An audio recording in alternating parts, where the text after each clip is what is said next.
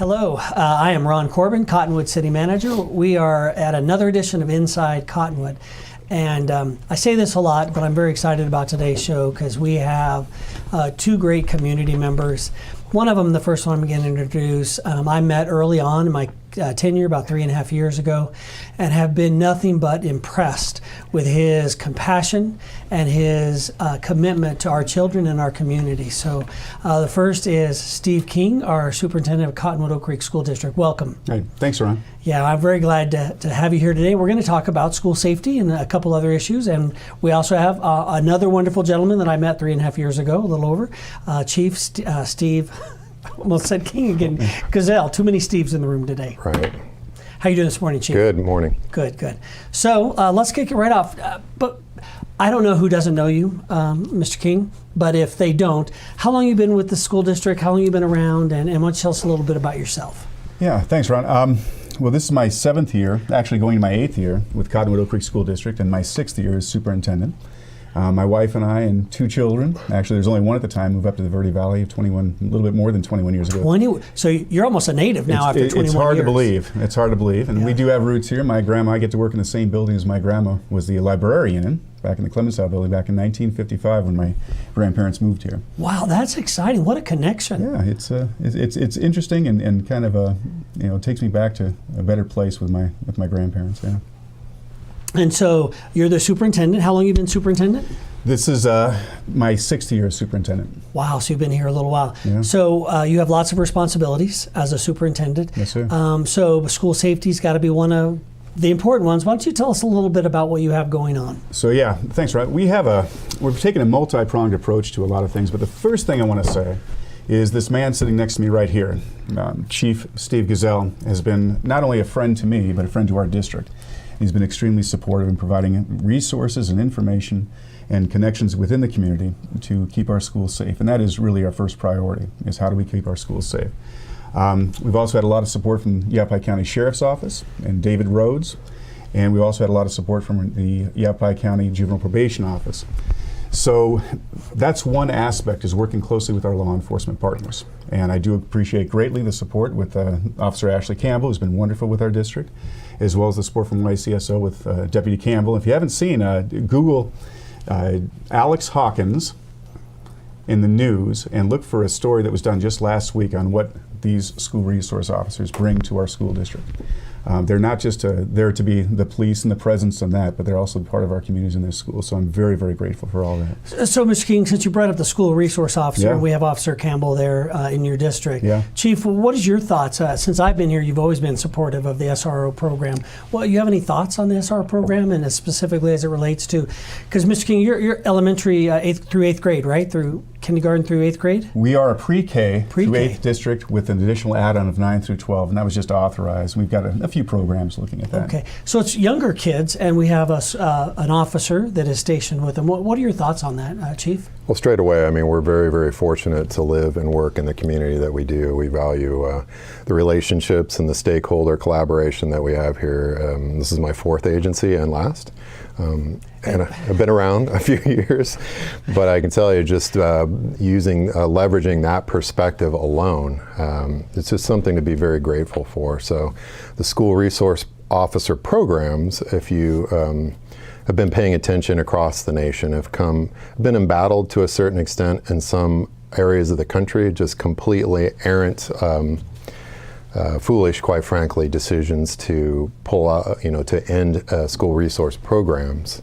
And just a travesty, because it presents an opportunity for our officers to connect and serve, in many cases, a role model for a lot of these kids that just do not have it in their personal lives. But also from a safety element perspective, they integrate with the school staff and they become part of that cadre that ensures a safe learning environment for our kids. So we're very, very pleased. And I have to pass some thanks your direction, because there's 2 ways that school resource officers come generally to school districts. One is it's just part of the our budget, our general fund, and that's Ashley Campbell, our officer that serves Steve's school district. And the only way we could do that, we have to take that from our staffing model, and we have to take it out. So that one officer is not available to answer calls for service or to be a detective or what you would consider to be traditional police work. And in this case, she is a valuable resource to them. The only way that's possible is if we are adequately staffed. And thanks to you and our council, we are bucking the trend, and we're actually, as far as police officers go, one of the few that I know of that is actually fully staffed. You're the only one I know of. Let's be very clear about that. And it's because of a lot of great things going on. One of the great things is our community. So people look for a great place to live, and I think Cottonwood's a great place to live. And one of the reasons is Mr. King in the school districts. Go ahead, Chief. Could I just add one more thing? So I don't want to take up too much time, but we have a second school resource officer, which is the other model, which is a grant-funded mechanism that puts our school, Brandon Urato, phenomenal human being, motivational speaker, as you can tell. And from our perspective, it's very important that we put the right personality in these positions. And both Brandon and Ashley fit that bill, and they're two different worlds. I agree. So, Mr. King, Officer Campbell, doing a great job over there? Fantastic job. When you walk around campus with Officer Campbell, I used to think that I would get a lot of hugs walking around. Right? Oh, no, whoa. You do get a lot of hugs walking around. I've walked around your schools with you, and you get a lot of hugs. I'm a little envious when I'm walking around with her because the kids do throng to her. And that presence there, really, I can't thank the chief and you enough for this. It's been tremendously impactful. And not just for that presence on our campus, but also looking at our systems, looking at our security, the physical security around our campuses, looking at our communications, working with our mental health providers, and actually that school cultural piece. Officer Campbell is if you know her, she is a firecracker, right? She is a very positive person. She builds relationships very quickly, and she has wonderful, wonderful ideas. Awesome. So helping us.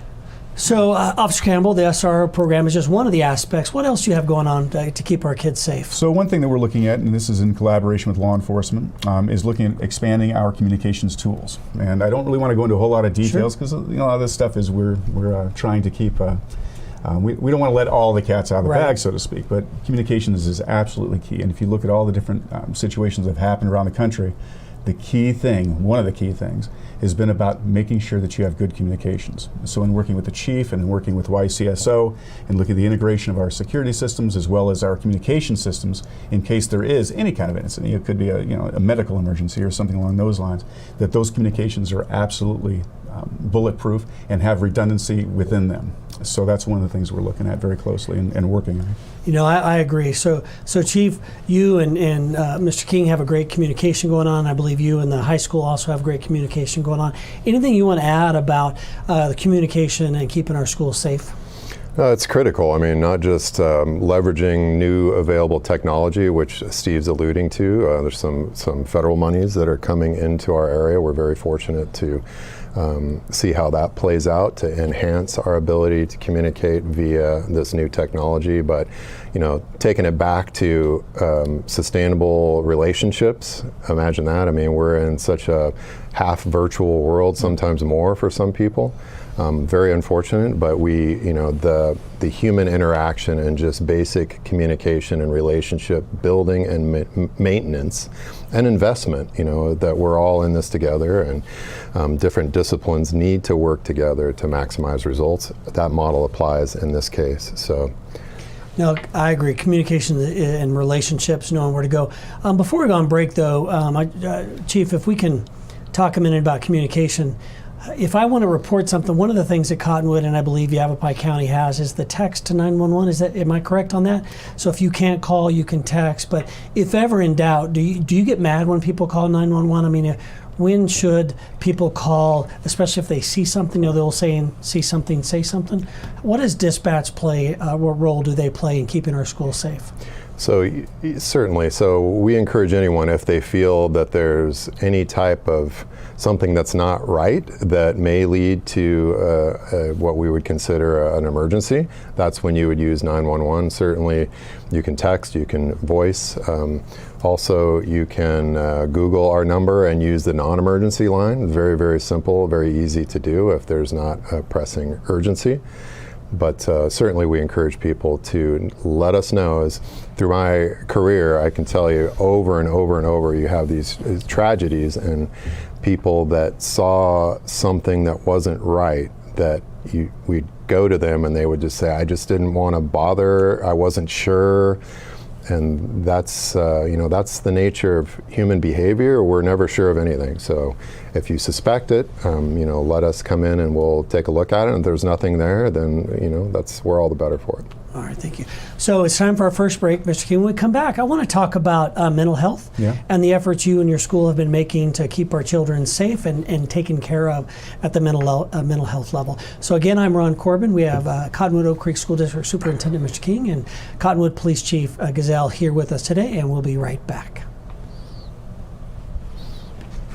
You do one of these a month? We're off, right? I think we're off. He can.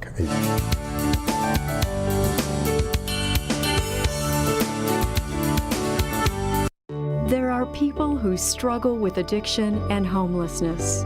Sometimes it may feel like there is nothing we can do to help.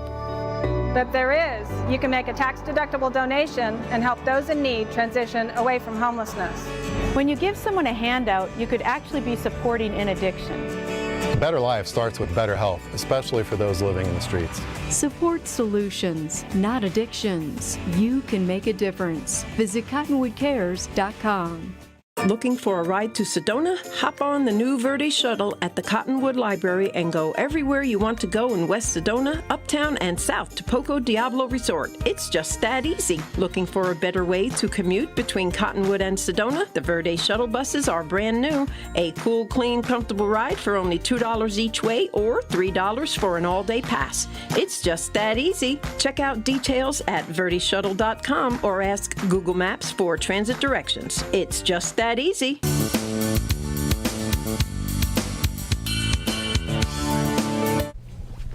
Welcome back. I'm Ron Corbin, Cottonwood City Manager, and this is Inside Cottonwood. And we have with us today Cottonwood Oak Creek School District Superintendent Steve King. Welcome, sir. Thanks, and Ron. Cottonwood Police Chief Steve Gesell. Welcome. Thank you. So when we left off, we talked about the SRO program, communication, keeping our kids in our schools safe.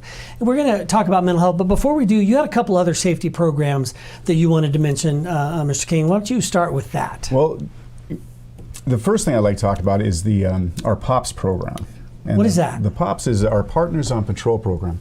And the Partners on Patrol program is looking at volunteers, community volunteers who they may be retirees or someone out there, could be families or anyone that has that can pass a background check and fingerprinting and all that. But what they are, they become extra eyes and ears on our campus. They're not security, but they do work very closely with our law enforcement, our SROs, and our school liaisons to just keep an eye on the perimeter of what's going on in the school, to be those extra eyes and ears. And we have had our first volunteer. His name is Bill Tinnen. He's the commander up at the American Legion. Maybe he's the retired commander, but he was our first to step up, and we're very, very grateful for his help with everything.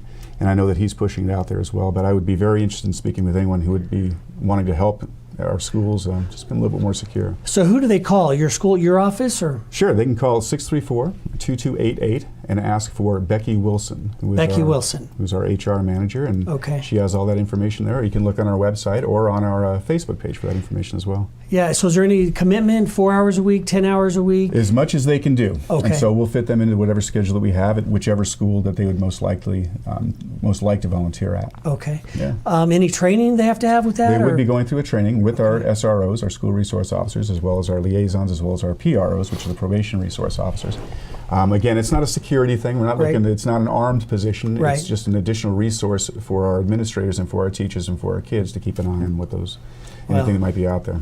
I think that's a great opportunity. I know that there are a lot of people in our communities that are looking for volunteer opportunities. So please stop by and again call Becky Wilson, your HR department there at Cottonwood Oak Creek School District. Okay. Right. Yeah. Chief, did you want to add anything about the POPS program at all, or? No, it's just another example. I mean, Steve's an innovator. I mean, He is. through the pandemic, he was doing the same magic, or working the same magic, I should say. So our hats off, and we support his creativity. without a doubt. Any other safety programs you want to talk about? So as far as the programs go, one of the things I like to talk about is the physical security. So one of the things we've been doing is working very closely with law enforcement, again, with YCSO and Cottonwood PD, to look at those structures on our campuses, the ingress and the egress, how to get in, how to get out, looking at the visibility. And we have had some parents step up on this. I'm very, very grateful to the Simmons-Thompson family over the summer. They stepped up, they recognized some things, and they really did help us to a tremendous degree. We have actually assigned Dr. Schumacher, who's our Director of Operations.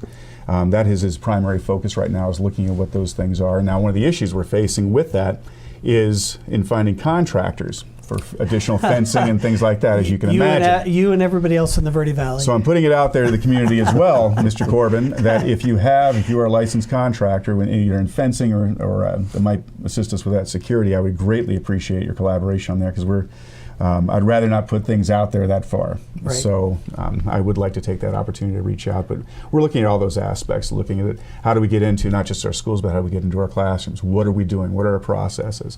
What are our protocols for if we do have a situation? I don't know if you've seen recently what happened down in Peoria, right? Peoria went into a lockdown. The person didn't get into the school, but there was a bunch of, some families, I should say, or some people, that really caused a disturbance once they showed up, right?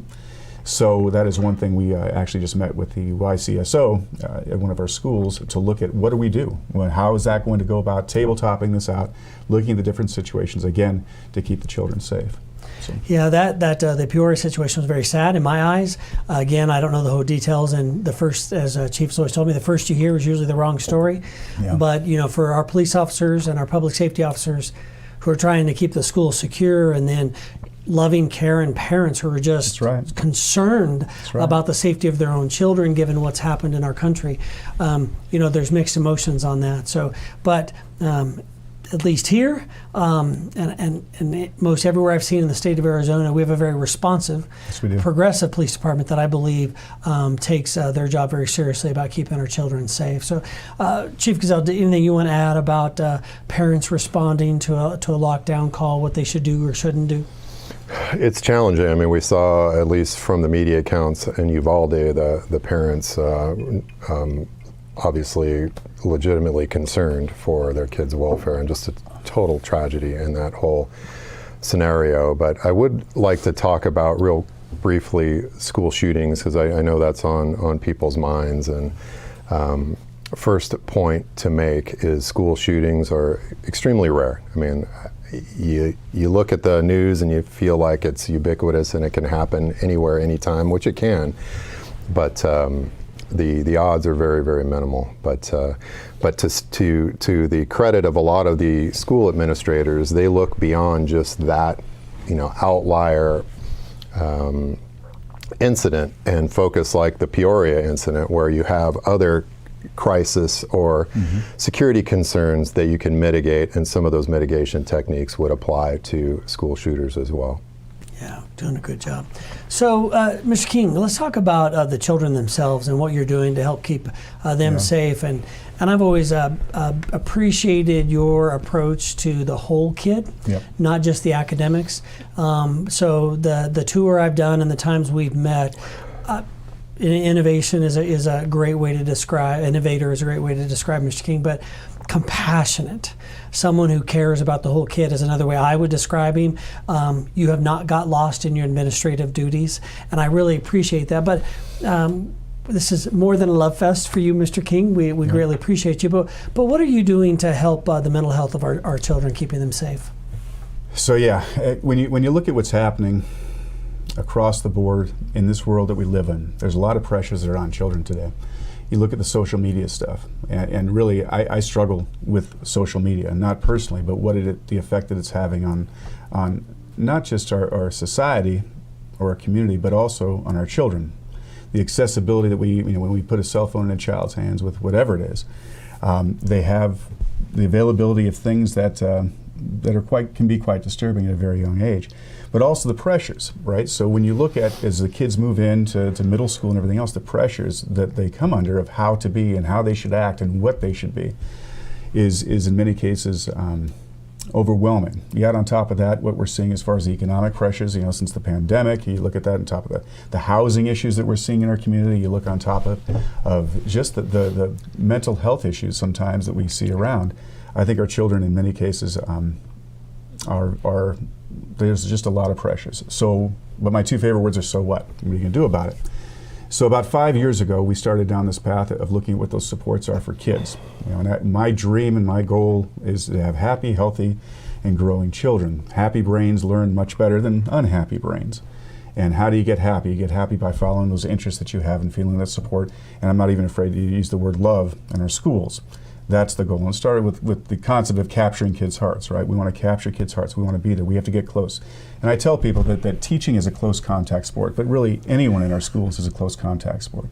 You have to get close to your families and you have to get close to our children. And you can't sit there and pass judgment on them for anything, right? Lord knows you walk a mile in somebody's shoes. And so that opens the door. But we also know that we have to have those supports in place for counseling. Those kids need that.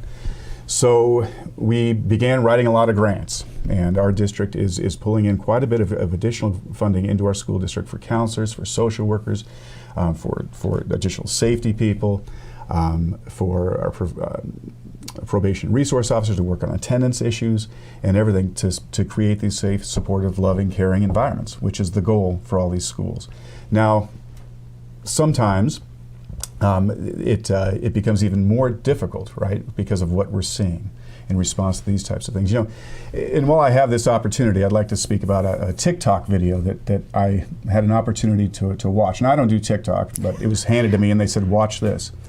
It was horrifying, Mr. Corbin. I cannot express what I saw on this video. The violence. And this is what our children have access to. It is not okay. And I encourage everyone out there to keep an eye on what, if their children do have access to those things, to keep an eye on their social media. It's not okay, and I think that leads to other concerns as well. But also the integration with the mental health. So we have what we're doing in our school culture. That's what we want. But also we have additional collaborations. So, as the chief alluded to. Mr. King, I'm going to stop you there. We actually have to take another break, but it's a great lead-in because when we come back, let's talk about those partnerships and those sponsors that have helped you help the kids with mental health. Those are some of the same sponsors helping our police department in our emergency responses, and I think the community in general. So it's a great lead-in to our last segment. Again, Ron Corbin, Cottonwood City Manager, and this is another edition of Inside Cottonwood.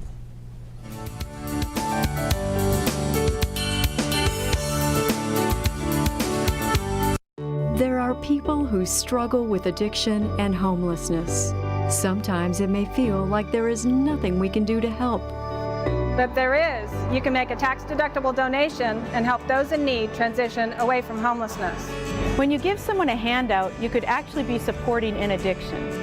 A better life starts with better health, especially for those living in the streets. Support solutions, not addictions. You can make a difference. Visit cottonwoodcares.com. Need a ride to work in Sedona? Hop on the new Verde Shuttle at the Cottonwood Library and ride to all the major employers in Sedona for just $2. It's just that easy. Looking to get back to work? Sedona has jobs and the Verde Shuttle gets you there every 45 minutes. It's just that easy. Working late? The Verde Shuttle runs until 10:30 and offers a free after-hours shuttle in Cottonwood. It's just that easy. Check out verdeshuttle.com for details or ask Google Maps for transit directions. It's just that easy.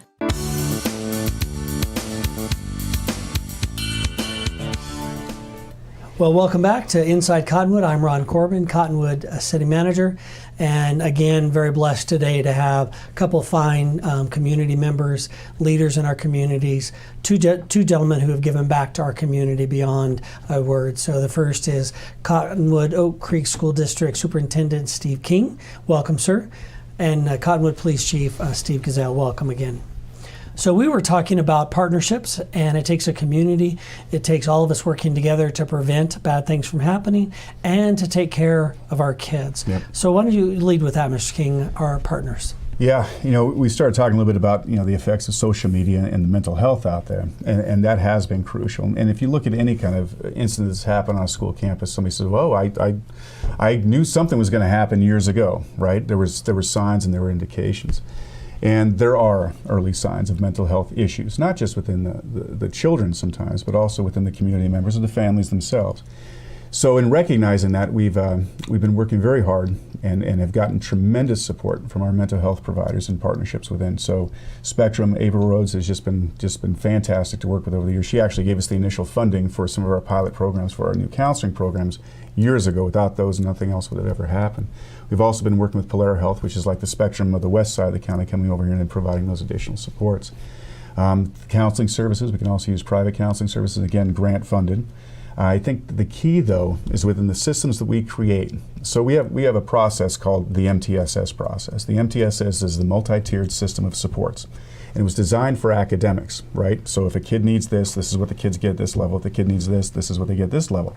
We've adapted that MTSS level of supports for academics also into the behavioral and the mental health side to identify those kids. Great, everybody gets the tier 1 stuff, creating those positive, safe, loving schools. Tier 2, they might need a little bit of extra support, maybe going to see the counselor occasionally, or just to check in with a trusted, caring adult on the campus. Or the third level, they may need even more supports with that. So in working with those partners, we can identify those kids and families that may need that additional support and then direct those resources to them early on in case we do see any kind of a problem. And I think that's absolutely key, is knowing who your kids and knowing who your family and knowing who your community is. I think that can't be overstated. Absolutely. Chief, anything about the partnerships with Spectrum and others in helping with the mental health in our community? Well, they're phenomenal partners. I mean, we value them immensely. They help us out in so many different ways, from a law enforcement perspective, from a child wellness perspective. I mean, just phenomenal partners. Can't say enough. I agree. Another one of the people that I met in the community early on was April Rhodes, as you meant, the CEO, I guess, I forget her title, of Spectrum Healthcare, a wonderful lady who also cares immensely about our community. So, Mr. King, so you have the ability or programming to identify. Describe a little bit the help that they can get. Is there a cost? Because I know in Cottonwood we have a below average median incomes. We have a lot of people homeless living in our forests and a lot of issues that we as a community have been trying to address. But what kind of help can they actually get in the schools? Yeah, so like I said, it goes back to different levels. So in the classroom, creating those environments, okay, I feel safe, I feel comfortable, I feel loved in these, and I feel happy as a consequence of that, is the first level that we have. Right. The second level, we do have counselors on our campuses, and they're called focus zones, and kids can go there and get that level of support they need. So let me interrupt. You actually have a counselor on each of your school campuses? Yeah, and we're still looking for one for Oak Creek School. We do have a grant for that, but that is the only one. But sometimes we have 2 counselors on our campus, and we also have social workers. That's not the norm, I don't believe, anyways. I mean, I always remember counselors being the last positions filled and the first ones cut during budget time. So this is great for a school district our size to have that much help. So yeah, that was recognized early on about 5 years ago. We just did not have that level of counseling support for kids, those emotional support for kids. And again, it goes back to budgets. Look at where Arizona's school budgets are. But so what, right? We know that these needs exist. So our district, and I can't emphasize it enough, Jamie Woodward, Tricia Winters, Jocelyn Alvey, they've all been instrumental in writing significant grants, privately funded grants through foundations or healthcare providers that are providing the funding for these programs that we put in place. And these are outside of our regular budgets. So including our social workers and sometimes the SROs, those counseling, they're all brought in through these private grants. And since then, so we've gone from about 1 counselor for the entire district 5 or 6 years ago to all the different supports that we have in place with the student supports to more than 12. 12 counselors? Correct. Well, 12 counselors and student support. So social workers, counselors, focus on workers, our neurosequential classrooms, our PIP classrooms. So there's a lot of things that are happening out there. And we're always continuing to look for grants. So again, I'll always take the opportunity. If somebody's watching out there and says, hey, I've got $1 million I'd like to provide this school district to help children, I'd be more than happy to speak with you. Absolutely. And you have a lot of other programs to helping kids get clothes and foods. Correct. And we have other partners, Managing Aid Outreach, that has helped the school districts. Wonderful program. Because it's about the whole child, keeping them safe. So we have about a minute left, Mr. King, and I usually end this segment with the councils, our city mission statement, and that is we inspire a vibrant community, to inspire a vibrant community.